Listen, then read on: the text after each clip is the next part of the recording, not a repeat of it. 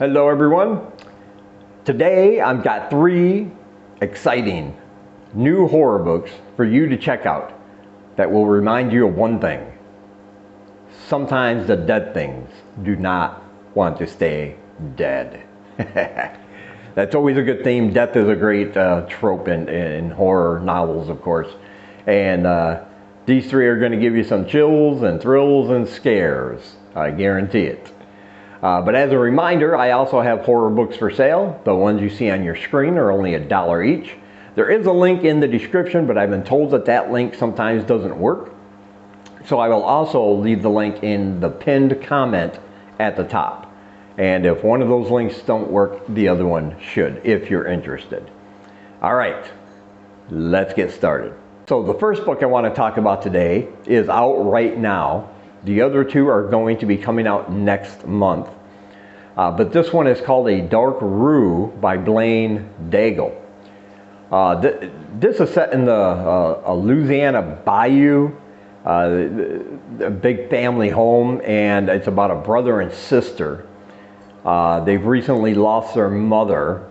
Their father has already died, but they come back to the home. The sister doesn't really want to. They haven't really spoken much in the last few years because of a horrifying thing that happened to them when they were children in that home. But now that the mother's gone, they got to come back and take care of the estate and figure out what to do. Their house sits right on a bayou in Louisiana there. They have a big swamp that surrounds the place. They have these huge sugar cane fields on either side of their house.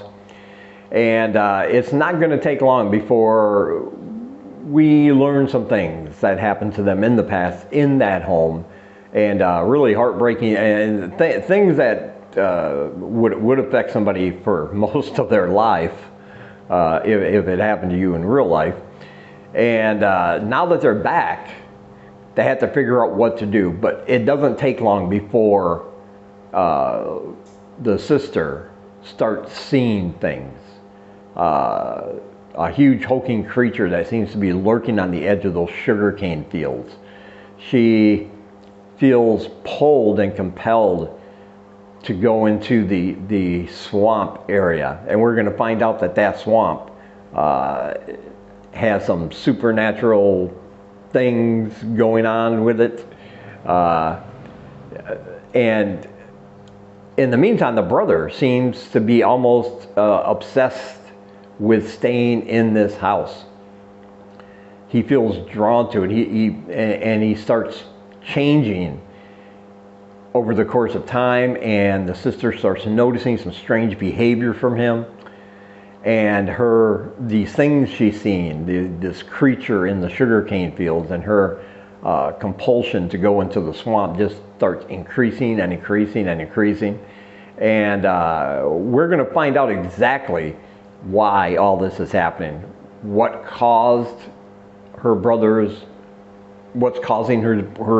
obsessive behavior with this house. And we're going to find out that there is something that should have been dead a long time ago that is definitely not, and it is now in that swamp, and for some reason it wants her to come out there and find it. And she seems to be unable to resist that pull. This is a really fantastic, creepy, supernatural folk horror story. It's a great location, Louisiana bayou, the swamp and all that. I love that location. You know, Louisiana has a lot of history with the occult and voodoo and everything. And yeah, this is just a fantastic story all around, set in this one house. The brother and the sister, they're going through different things based on trauma in their past that happened in that house. And it's just an all-around great book. And of course, I highly recommend it, and there is a link down below where you can purchase your copy of A Dark Rue through Amazon. And next we have Never Dead by Joe Scipione. I've reviewed some of his books in the past here on my channel, and this one is coming out next month, and this is one you don't want to miss. You definitely want to click that pre-order link in the description and pick up your copy. This is about a mad scientist, or maybe not a mad scientist, but a scientist and a doctor, a professional who is trying to, of course, he's got a God complex. He's trying to figure out the secret to eternal life. And he does this by digging up dead bodies, bringing them back to his mansion, and doing these horrifying experimental procedures on them, trying to bring them back to life. And at one point it works. And he's kind of discovered the secret somewhat of immortality almost. But there's a reporter, and this is, most of this book is set back in the 1930s, I want to say. I believe 1930s or somewhere in there. And there's a reporter who's hot on his trail. He goes to this town for one thing, but he soon realizes that this doctor and his associates, something's not right with them. Some things that have happened with the desecration of graves in that town doesn't add up, and they all seem to be leading to this mansion, to this doctor. And he starts snooping around, and that is going to be a horrible mistake, because he is going to be caught up in the middle of this. And then this book fast forwards to like our present time, and the house, this mansion, is now a museum. And his relatives, this reporter's relatives, granddaughter wants to start investigating what really happened to him, because the story was that he died back in this town way back in his day. But she knows something else is going on, and so they go to visit this mansion, this hotel, or this mansion, this museum that as it is now. And they're going to find out that perhaps nobody died really at all.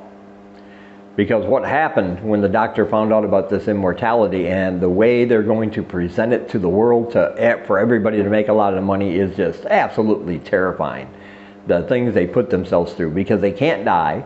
They don't really need to eat or drink, but they're still alive, and they're all holed up somewhere just for hundreds of years, just living this horrid, what little life they have.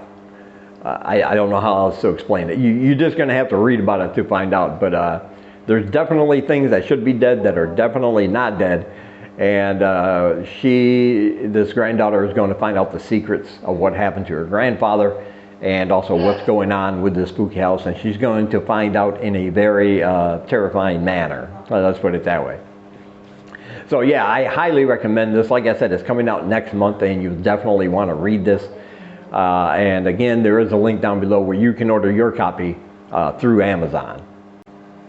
And next we have Sins of the Father by Gareth Rees. This one is really, man, this opening chapter really got me, because it was set in the Old West with some bank robbers who were holed up in this cave system while the sheriff was outside waiting for them to come out and surrender. So you have that whole outlaw aspect. This gang got together and robbed a bank, and everything went sideways. A lot of people died, so they were holed up in this cave. And it's kind of a standoff. And then a man who is not amongst them, among their group, just appears in the cave. And he says, I have a way out for you. I guarantee you a way out. All you got to do is one thing for me.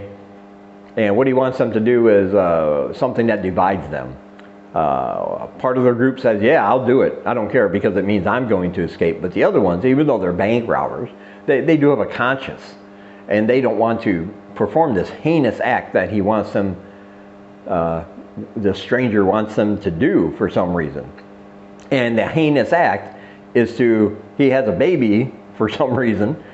He just appeared out of nowhere. He has and he wants them to kill the baby, right?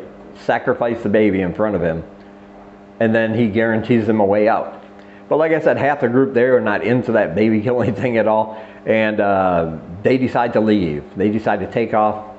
They find another exit in the cave system they're in, and yeah, they just book it out of there. And then we're going to fast forward a few years, and there's a man in Britain. He's British there, and he's celebrating. He's having a party. He's out with his friends, and but he is connected to this band of outlaws from America way back in the Old West.